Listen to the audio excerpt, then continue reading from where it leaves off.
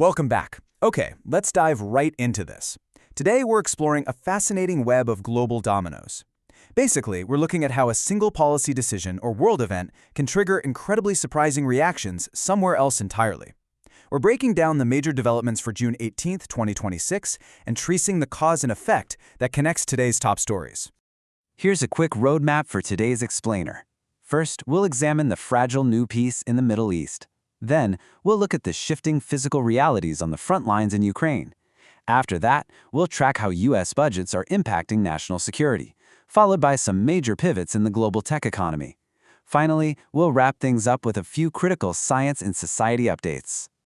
Starting with Section 1, Fragile Middle East Peace, and the ripple effects of a brand new MOU.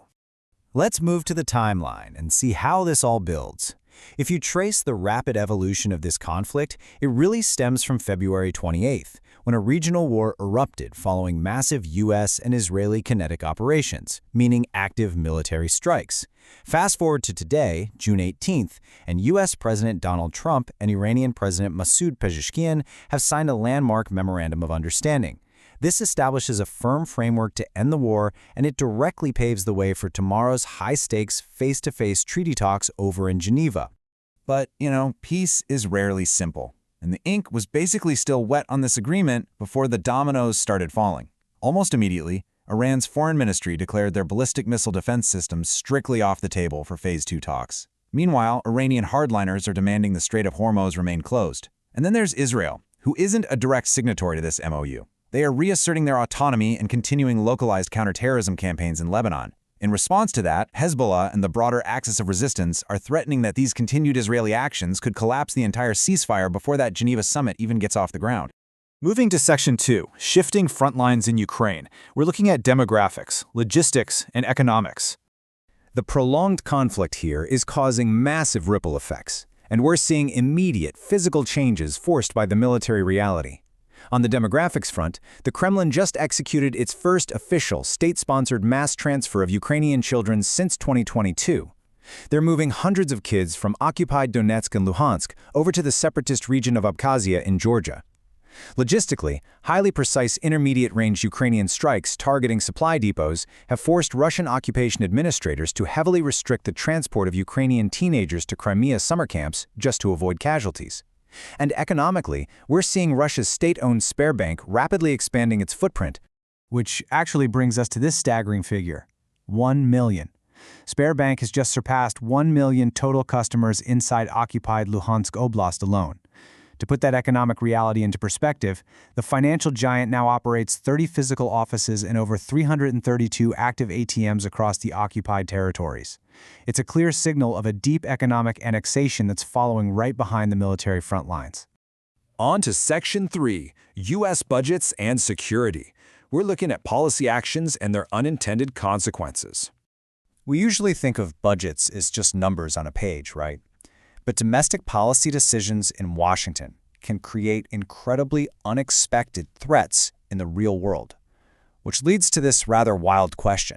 How exactly did a government budget cut spark a flesh-eating parasite outbreak? I know, it literally sounds like science fiction, but it's a perfect example of these global dominoes at work. Last year, Elon Musk's Department of Government Efficiency, or DOGE, executed aggressive funding cuts.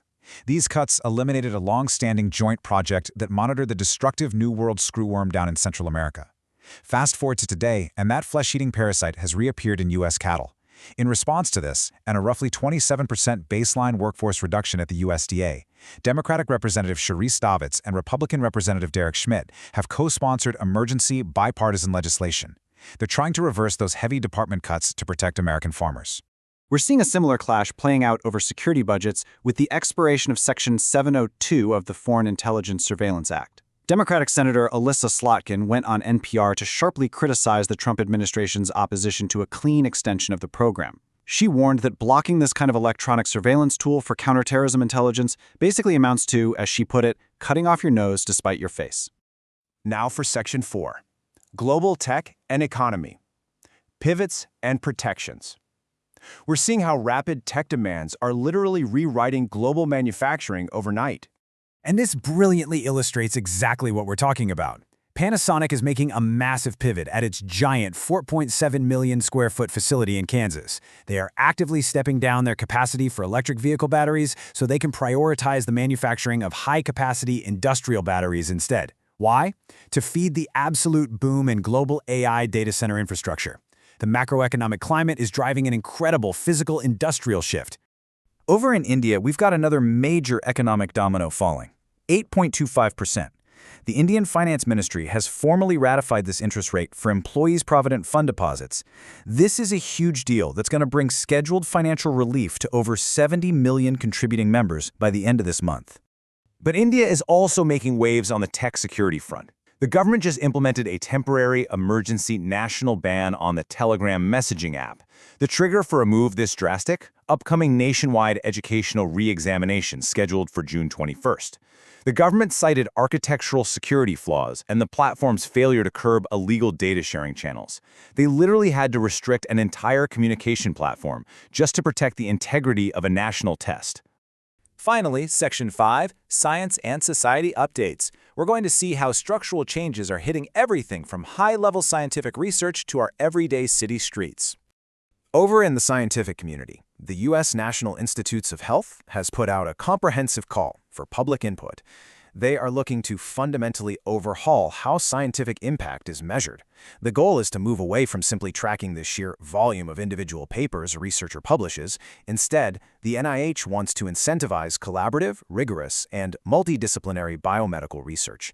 It's a massive shift in how we actually reward scientific progress. And speaking of massive structural shifts, just look at what's happening right now in Boston. To handle the immense strain on municipal infrastructure from the upcoming FIFA World Cup matches, the city has rolled out some sweeping transit rules.